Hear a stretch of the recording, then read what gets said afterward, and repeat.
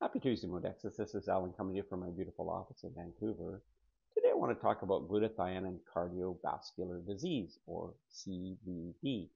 Easier to say CVD than cardiovascular disease. There's been some questions in the product community recently about, is glutathione effective in high LDL cholesterol? And LDL cholesterol is just one aspect and one marker of cardiovascular disease out of probably 7 markers that should be checked to give you an accurate diagnosis of cardiovascular disease.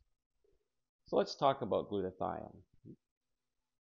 Glutathione, I could just remind people, I guess, that glutathione is involved in over 1,000 processes in the body. I don't know of another molecule, actually, that we store that is involved in more processes. So you could say, well, oxygen is involved in every process. Yes, but we don't store oxygen. We store glutathione. We have it available. We keep it in an inactive form, and when we need it, we can grab it really easy. We don't store oxygen that way. So glutathione is the molecule that's involved in the most processes in the body, and it's a molecule that we store.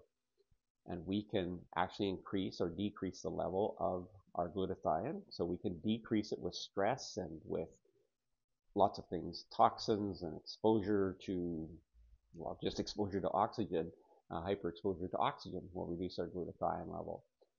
Elevation can make a difference in our glutathione level. So if we live at a higher elevation, we're going to need more glutathione. We're going to have more ability to carry oxygen. So glutathione levels will fluctuate depending on where we're from.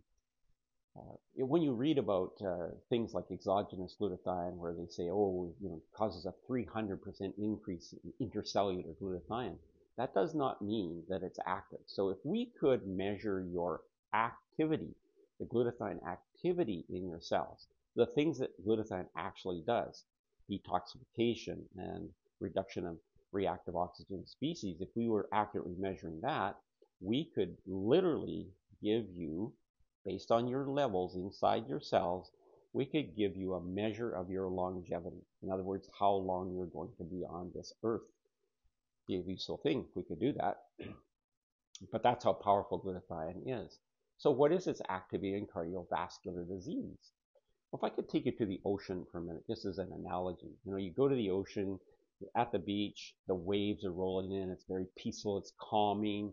You'll love it. It's warm. You want to go in and you cool off in the water in the ocean, and you come out and you have to wash that ocean water off because it's got things in it that are irritating to your skin. Now, the salt is really good in the ocean water. That's how we preserve the ocean water. If we didn't have the salt, we wouldn't have such great oceans. So we need that salt, but there's many things in there that we don't want. Grit and sand and stuff that gets on our skin, it's irritating, cause a rash and an itch, and we want to wash it off. And that's how it is with our bloodstream. When you think of our heart pulsing, it's like these waves, it's like the ocean of these waves, and hopefully that fluid is really clear and really good and just has what we want in it, not a lot of things we don't want. But unfortunately, that's not the case. We're carrying a lot of things in our blood, reactive oxygen species, inflammatory molecules, toxins, leftover proteins, and things that can cause an irritation, like a rash in your cardiovascular system. And the only way our cardiovascular system knows to treat that is raise your LDL cholesterol. That's its band-aid that it's trying to put on. But LDL cholesterol in itself can carry an inflammatory molecule. So fighting inflammation becomes the challenge in cardiovascular disease. And what is the master of inflammation? Glutathione. So glutathione, master of inflammation, master of detoxification. So neutralizing those things that are in our blood that can cause a rise in LDL cholesterol and can cause damage to the cardiovascular system, resulting in plaque that can then be inflamed and break down and cause a heart attack or a stroke.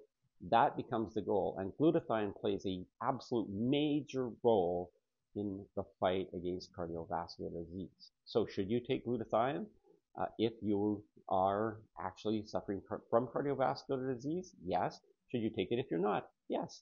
So you can take Longevity longevity with or without cardiovascular disease. You want the same process, you just want it more if you have cardiovascular disease. So hopefully this has been helpful. Look forward to talking to you soon. Bye for now.